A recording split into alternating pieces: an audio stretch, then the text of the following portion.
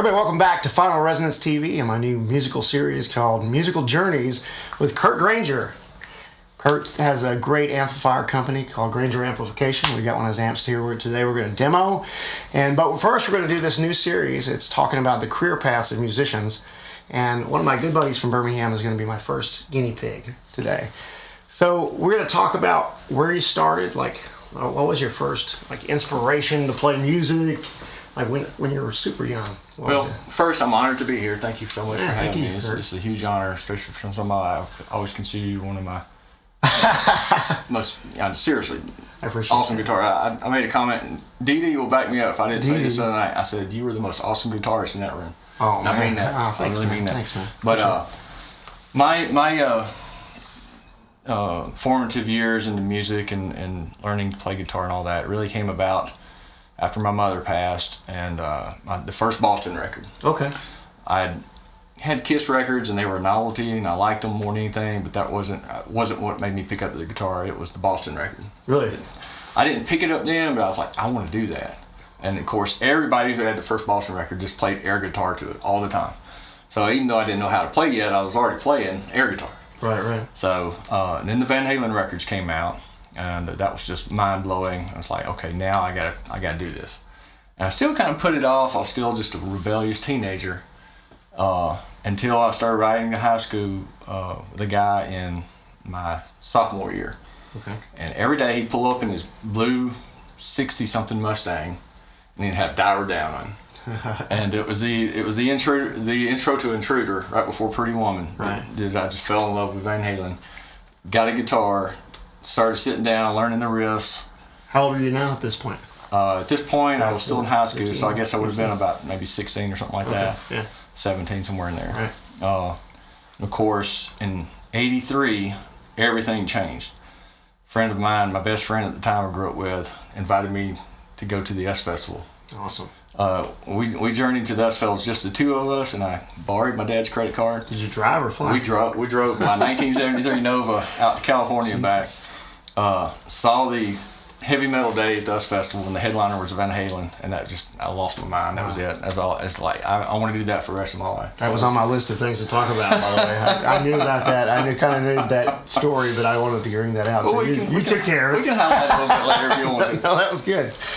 Yeah, it was a seminal situation out in California. That festival. That's awesome that you got to go to that. It was one of the biggest highlights. So you just for the one day there? Yeah. Okay. I mean, it was a 2-week journey. We met Randy Rhoads' mom at her school. Oh, did you? She gave us a tour of the whole school. Awesome. Most nicest women you could ever meet. Yeah. Just so it's heartwarming, and just invited us in. Awesome. Total strangers, just made us feel at home.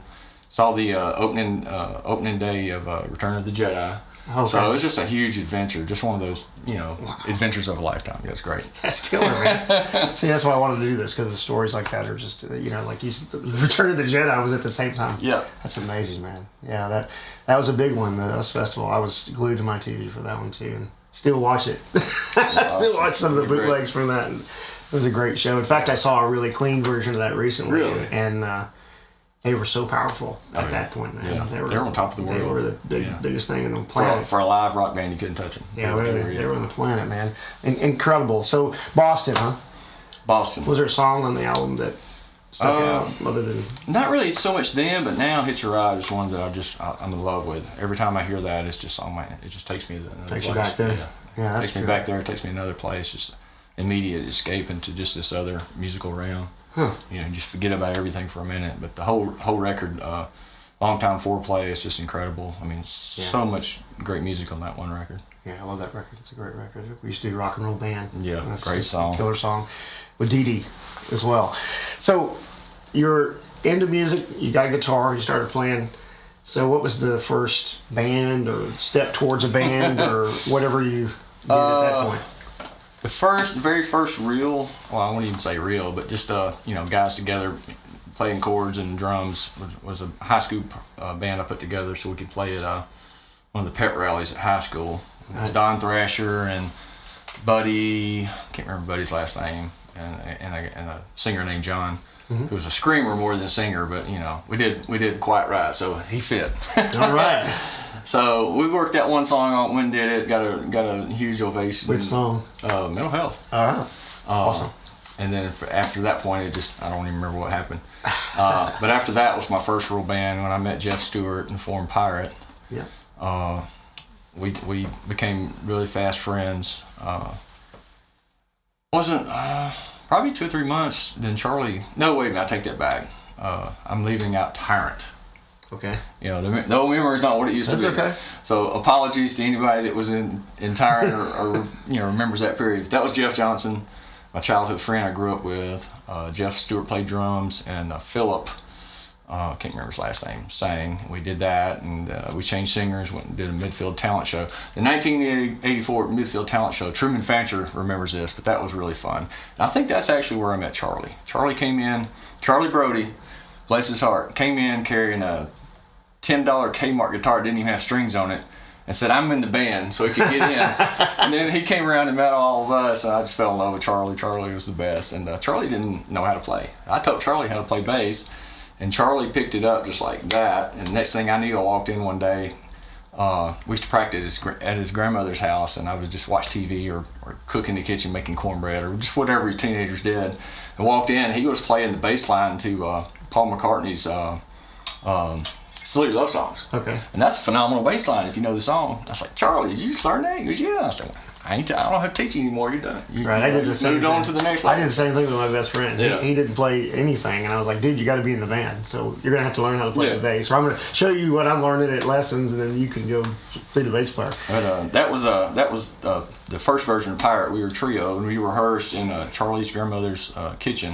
Mm-hmm. And we just cut our teeth on Motley Crue and Rat and Van Halen and Ozzy and Poison, and we even went and did a few local gigs as a trio and played a lot of basement parties, a lot of basement parties and beer parties or whatever you want to call them. And that was so much fun, that was what it was about then. You could play a guitar, you were in a band, you just wanted to play for people and have fun and drink beer. Right. So Pirate evolved over a period. Pirate evolved. Obviously, we kind of became aware of each other in that period. In the early 90s. I guess 90, 89. Well, Pirate evolved from three-piece, and we found we encountered a guy named Mark Verwist who looked a lot like David Lee Roth. I was like, I'm into Van Halen, so you want to sing in the band? We came in, and we were four-piece and started gigging like that, and did that for a while. We used to rehearse in an old building down in the West End. It's amazing we made it out of there, and had one guitar stolen, but I got it back, so I guess all is well that ends well. Right. There. But Pirate evolved and continued to evolve, and just like most bands, you have conflicts and issues with people and things, and things change. Things change. Pirate actually broke up, and by this time we'd met Cecil Brown, Tom, I call him Tom. Tom Brown. Yeah. Tom Brown and Tommy Travis, and had formed me, Tom, and Tommy, and Jeff and Charlie, and that was, I guess, the third version of Pirate. Okay. Did a few gigs, played in Selma and Demopolis and places like that. Still had some personnel issues and things as such would happen. So we kind of split up, and then Tommy and Tom wanted to form their band. They found a bass player named Tate Beckham. Yeah, I remember Tate. Tate Beckham. Tate's awesome. Tate's like a brother. Yeah. And Craig Mullins, and then they called me and said, hey, we're auditioning guitar players. And I went and auditioned. They said, well, you can be in the band. I said, what are we going to call it? How about Pirate? And they worked that easy. That was third version of Pirate, or fourth version or something like that. No, I guess it would be the third version. The fourth version of Pirate was actually after Craig left. We got really lucky, and Tim Ward invited him to play. We stole Tim from a band called Einstein, so I apologize to the guys from Einstein. It wasn't my decision. I went along with it. I was coerced. You blame it on Tom Brown. But Tom, it's all your fault. It's always your fault. Yeah, we picked not Tom. We picked Tim up from a gig he had just done with Einstein, threw him in the back of somebody's car, and drove to North Carolina to do his first Pirate gig. Didn't even rehearse or anything, and he came in and just nailed it. Nailed it. Awesome. It's like, dude, you're in the band, man. So that's pretty much the version that a lot of people from that era remember. Mm-hmm. And I did a lot of gigs with that band, a lot of fun, a lot of cool road stories. What was like the time frame from the beginning? Like what years? 84 was the beginning of Pirate when I formed Pirate.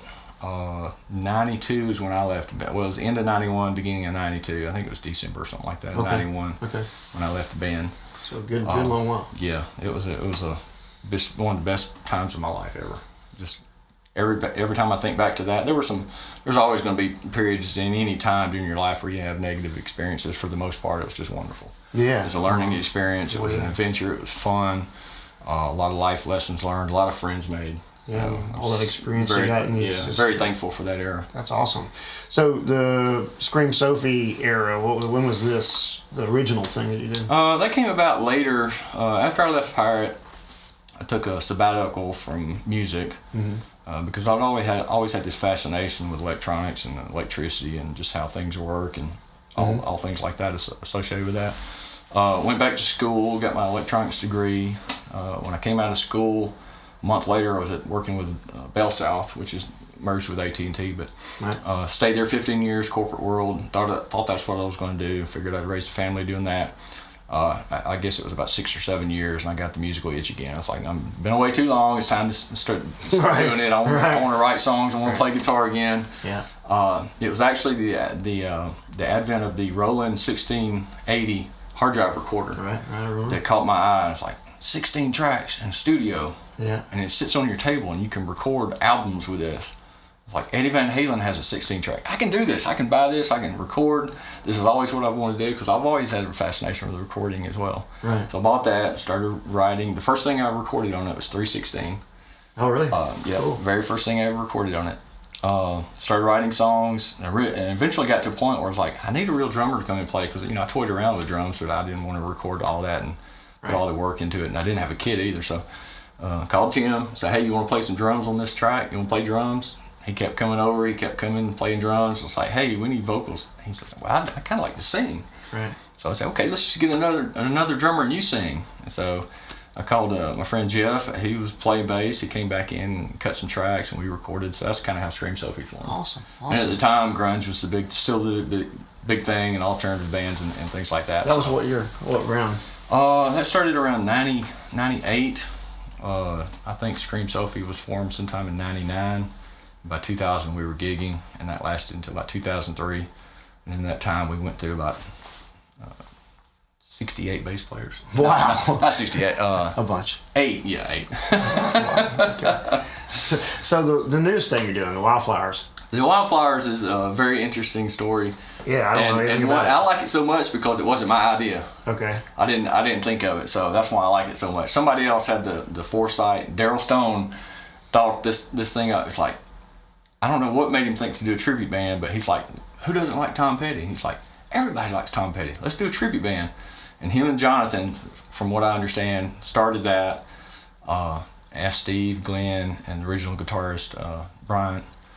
And they got together in 2012.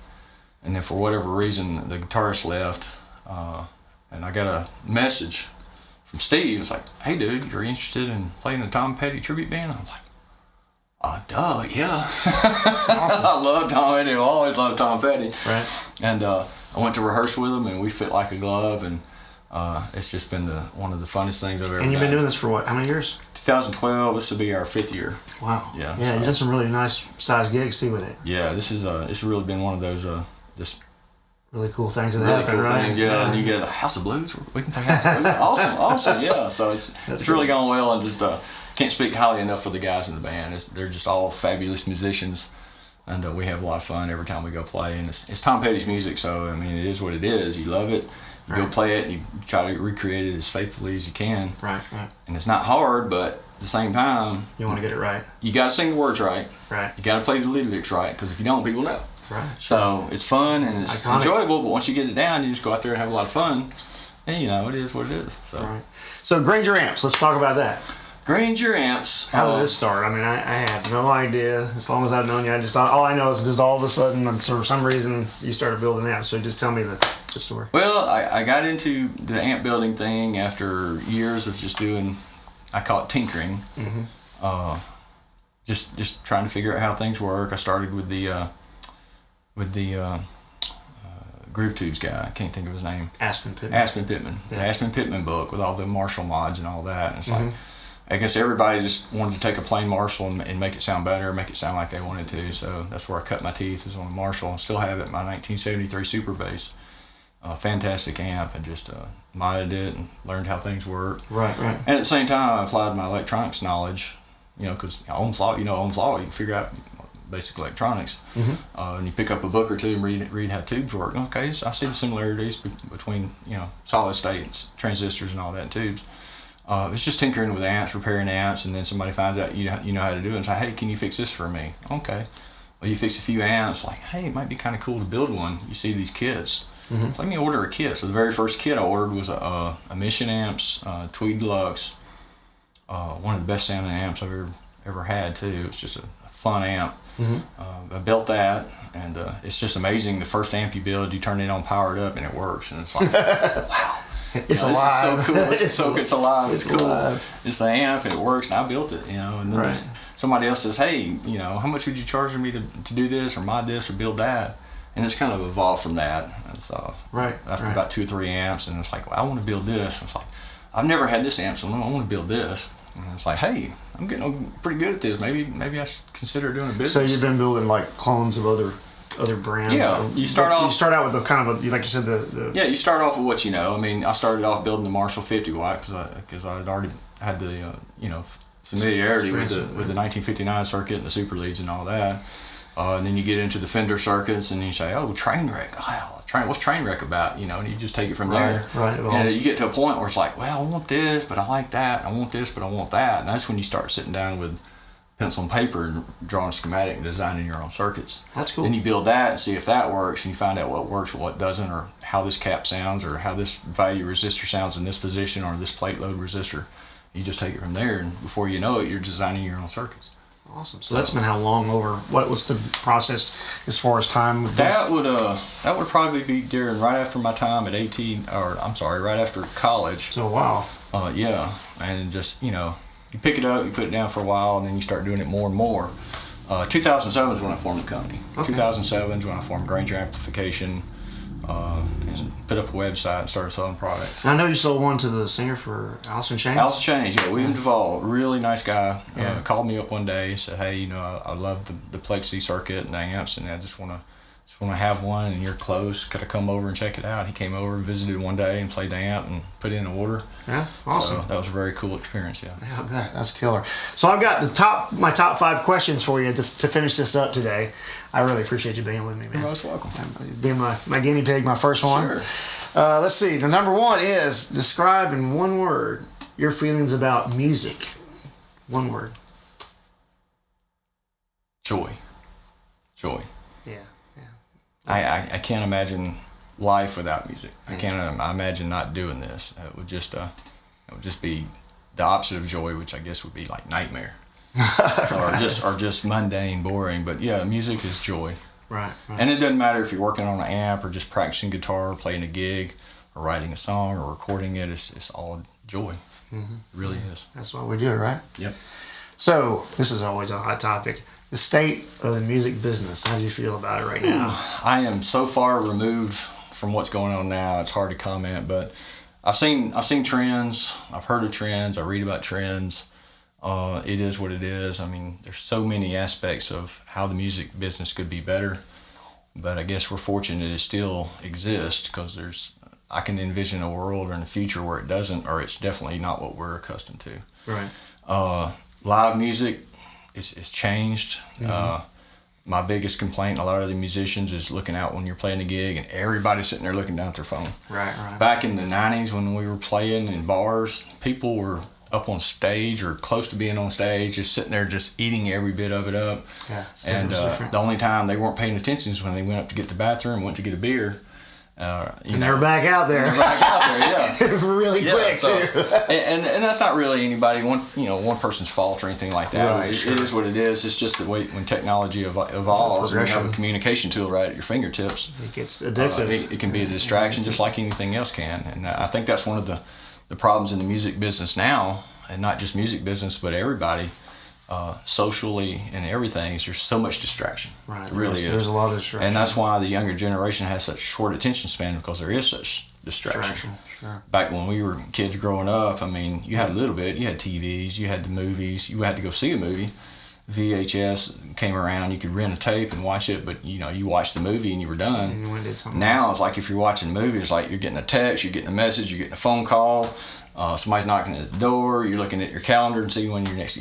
So much distraction. Right. That filters into everything. The music business is no exception. No doubt. So advice to new musicians, though. I mean, I still see, like we did the other night, some young musicians coming up. All the years that you've been playing. Yeah. What advice would you give to somebody? A couple of things. Number one, it's all about the song. It doesn't matter who you are, what band you're in, what you look like, what kind of genre you're in. It's about the song, because when people remember you at the end of the day, when people think about Van Halen, when people think about Journey, when they think about Boston, when they think about Madonna, it's all about the song. Mm-hmm. People remember the songs. You got to have good songs. You can play like Yngwie Malmsteen, right? And if you don't have a song, I mean, you can be as good as Yngwie Malmsteen. You'll make a name for yourself. Yeah. But think about Yngwie Malmsteen and the kind of fame he has versus the kind of fame that Elvis has. Oh yeah. Because Elvis had the songs, and he didn't even write most of them. He had professional songwriters write them. So you don't have to be a great songwriter, but you got to have great songs. All right. Awesome. And number two, from a personal perspective, for musicians, young musicians, work on your singing. Work on your singing. I developed that later than I should have. Yeah, I did the same. And because you can write your own ticket if you can sing and play. It's true. I mean, there's always going to be needs for singers, but keeping a band together is work. It's difficult. It involves working with multiple personalities and people. But if you can play guitar and sing, you can go do a gig anytime you want to. That's right. Hey, I need to make $100 this week, or I need to make $500 this week, or I need to make $1,000 this week. You can write your own ticket. Yeah, Dee Dee was telling me you're doing a lot of acoustic stuff now. Yeah, doing a lot of acoustic, doing a lot of that stuff, and I wish I'd listened to my older self earlier. Right on. Of course, when we were young, we all wanted to be Eddie Van Halen. So that's right. That's all we were thinking about, right? You can tell today, right? So, this is gonna be a hard one to find. Gig disaster. Oh boy. And it doesn't matter. You can do as bad as you want. Gig disaster would probably be. Can't think of any really that stick out. One that we just was a total fail. But when I was with Pirate, we were traveling a lot. We went to play a gig in Columbus, Mississippi. Got there and set up, and our board didn't work. And those days, you were lucky to have a board, much less a backup. Right. And I think we canceled that gig because we couldn't get a loaner, or our board didn't work, and we couldn't fix it or anything like that. I think that was probably the worst gig disaster. Right. Not doing the gig is a terrible disaster. Yeah. I know. I think that's about the only one I can think of. That's funny. So when you when you write, when you create, I mean, what is your process? Usually, writing is just sitting down playing the guitar, and over the last few years, I've just gotten to a point where I don't really practice anymore, although I should, unless I'm trying to learn a song or learn a lick or something like that I really like. Then it becomes practice, but I just start noodling, I guess, and just playing chords or playing melodies and kind of intertwining the two. And if something pops into my head, like a melody or something, I might, take out a recorder and record it. Right. Take my phone out and just record the idea. So the melody, I mean, for me, it's like I'm listening for that thing that I don't recognize. It's sort of odd to me, but I like it. Is that kind of what you're talking about? Yeah, sometimes I'll wake up in the morning and I'll have a melody in my head, and the first thing I try to do is say, is that something new, or is that something that I've heard somewhere, or is that somebody else's song? Right. And if it really stays with me, and occasionally they do, I'll go get a guitar and figure out what I'm hearing in my head. And say, okay, yeah, I'm writing this, and a month, a year, when you go back to the idea, you may realize, oh, that's something Van Halen did, or that's something that somebody did. But a lot of times, But a lot of times, even when that happens, you may not get it right, and by not getting it right, you create your own song. Yeah, I mean, how many times have never dismiss an idea. Yeah, how many times has that happened where you make a mistake and that becomes the thing, right? Always go with your instinct. Always go with your inspiration. And later on, if you find out it's somebody else's, I mean, how many songs have you heard that sound just like somebody else's song? Sure. I mean, obviously you don't want to get to a point where you're going to get sued if you record and release it, but even if that happens where it sounds like somebody else's song, just a chord change or a note or two in the melody, just to make it really yours is all it takes. Right. I like what you said about, not dismissing an idea. Yeah. Because, I mean, a lot of times you'll start in on an idea and you'll go, oh, this is, I don't really like it, or I don't think it's going anywhere, and you give up on it. And then there's other times where I thought the same thing. Like the last album I put out, the one thing that I thought was terrible was the thing that everybody liked. Yeah. I'm like, why is that? I know. You can't question that. How did that happen? You just have to do it and hope people like it. It's weird. Well, for me, when I'm writing, the hardest thing is the lyrics. I've never claimed to be much of a lyricist, but it's one thing I learned. I heard Paul McCartney say, he's like, go ahead and finish it. Even if some of the words don't write, just write what you think and go ahead and finish the song, because the worst thing you can do is not finish the song. It's like, I can't think of this second verse. I can't come up with anything. Just keep writing. Just finish it, even if it's stupid. Right. Because who would have thought yesterday would evolve from a song called Scrambled Eggs? I mean, that's what, Scrambled eggs, oh baby, how I love your legs, Stupid, just stupid. But he finished it and came back and say, okay, now I've got an idea. So once you've got a song, you can always go back and change it.